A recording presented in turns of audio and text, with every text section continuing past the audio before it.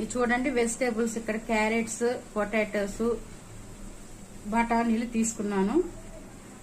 Stove on చేసుకొని pan పెట్టుకోండి. ఈ ప్యాన్ వేడయ్యాక దీనిలో కొంచెం ఆయిల్ తీసుకుందాం.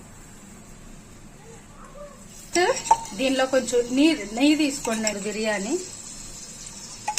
ఇప్పుడు నెయ్యి కాగిన తర్వాత దీనిలో బిర్యానీ స్పైసెస్ వేసుకోండి. చెక్క, లవంగ, యాలకులు, సోంపు వేసుకోండి.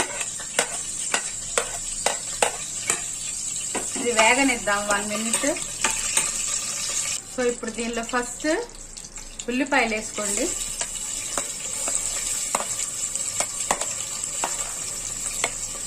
ఉల్లిపాయలు వేగిన తర్వాత పచ్చిమిర్చి వేసుకోండి, 2 పచ్చిమిర్చి.